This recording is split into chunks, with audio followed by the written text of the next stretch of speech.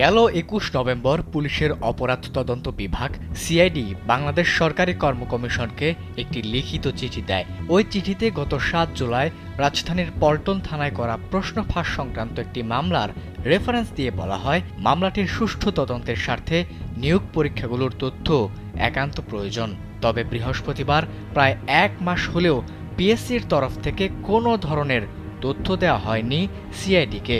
উল্টো সিআইডির চিঠি পাওয়ার ৪ দিন পরে ২৬ নভেম্বর পলিটেকনিক ইনস্টিটিউট এবং টেকনিক্যাল স্কুল ও কলেজের ফিজিক্যাল এডুকেশন ইনস্ট্রাক্টর পদে নিয়োগের চূড়ান্ত ফল প্রকাশ করা হয়।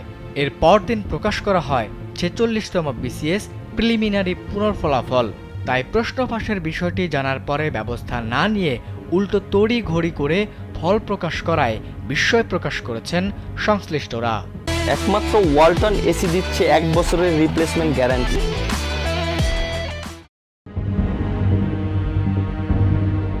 এদিকে গেল ২১ নভেম্বর সিআইডি থেকে পিএসসিকে দেওয়া চিঠির একটি কপি এসেছে কালবেলার হাতে। সেই চিঠিতে সিআইডি থেকে সিনিয়র স্টাফ নার্স, রেলের উপসহকারী প্রকৌশলী, ৪৬তম বিসিএস এর প্রিলিমিনারি ইনস্ট্রাক্টর ও জুনিয়র ইনস্ট্রাক্টর পরীক্ষার তথ্য চাওয়া হয়। চিঠিতে বলা হয়, মামলাটির সুষ্ঠু তদন্তের স্বার্থে বাংলাদেশ কর্ম কমিশন কর্তৃক আয়োজিত বর্ণিত পরীক্ষাগুলোর তথ্য একান্ত প্রয়োজন। অন্যদিকে পিএসসি সূত্রে জানা গেছে, সিআইডি থেকে চিঠি পাওয়ার পরেই পিএসসির ঊর্ধ্বতন কর্মকর্তারা ৪ ঘণ্টাব্যাপী একটি রুদ্ধদ্বার বৈঠক করেন। বৈঠকে আশঙ্কা প্রকাশ করা হয় যে এটি বাইরে চলে গেলে তারা বিপদে পড়তে পারেন, তাই যে কোনো মূল্যে দ্রুত সময়ের মধ্যে ফল প্রকাশের সিদ্ধান্ত হয়। এরপরই তড়িঘড়ি করে ফল প্রকাশ করা হয়। এ বিষয়ে জানতে চাইলে পিএসসির চেয়ারম্যান অধ্যাপক ডক্টর মোবাশ্বের মোনেম কালবেলাকে বলেন, মোবাইল ফোনে এ বিষয়ে কথা বলতে রাজি নন তিনি। পরামর্শ দেন কর্ম কমিশনের জনসংযোগ কর্মকর্তা মতিউরের সঙ্গে কথা বলতে। আসলে টেলিফোনে আপনার সাথে এটা নিয়ে কথা, আপনি ইয়ের সাথে কথা বলেন, আমাদের ওই যে পিআরও আছে যে মতিউর রহমান সাহেবের সাথে কথা বলেন। একই প্রসঙ্গে বিস্তারিত জানতে চাইলে বাংলাদেশ কর্ম কমিশনের জনসংযোগ কর্মকর্তা মতিউর রহমান কালবেলাকে বলেন, সার্বিক দিক বিবেচনায় শিক্ষার্থীদের কথা চিন্তা করে ফল প্রকাশ করা হয়েছে। তবে সিআইডির চিঠির বিষয়ে তিনি কিছুই জানেন না বলেও কালবেলাকে জানান তিনি। আমি তো সরাসরি উপস্থিত ছিলাম না বা আমাকে ডিরেক্টলি বলে নাই, তো চূড়ান্ত যেটা সিদ্ধান্ত এসেছে ওইটাই আমি করলাম আর কি, ওয়েবসাইটে দিয়েছে আর আমি বিজ্ঞপ্তির মাধ্যমে জানিয়ে দিয়েছি আর কি। তো গুরুত্ব দিয়ে যতটুকু মনে হয়েছে যে এটা গ্রহণযোগ্য ততটুকু এটা গ্রহণ করেছে, আর যতটুকু মনে হচ্ছে যে না, যে প্রাসঙ্গিকতা এই পর্যায়ে আছে তখন এটা করা হয়েছে আর কি।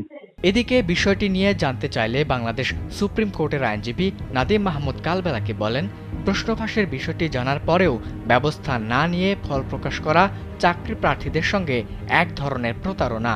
৫ই আগস্টের পরে যদি এই ঘটনাগুলো পুনরাবৃত্তি হয়, এই করাপ্টেড পার্সন গুলোই চেয়ারে বসে থাকে, তারাই যদি করাপশনটাকে আগের মতো করে মানে কন্টিনিউ করতে থাকে, তাইলে পরিবর্তন হবে না আলটিমেটলি। আমি আপনি যে জায়গায় আছি এই জায়গা থেকে যতই ভোকাল রেজ করি না কেন, কোনো লাভ হবে না।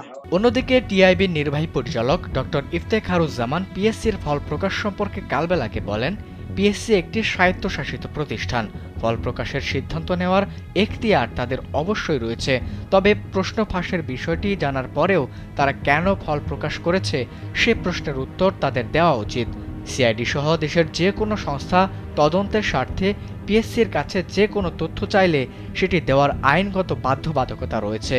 সেটি না করা হলে তারা তদন্ত প্রক্রিয়াকে বাধাগ্রস্ত করতে চাচ্ছে বা তাদের কোনো কর্মকর্তা জড়িত থাকলে তাদের রক্ষা করতে চাচ্ছে কিনা এই ধরনের প্রশ্ন ওঠা যৌক্তিক বলে মনে করেন তিনি। আবিদ হাসান, কালবেলা।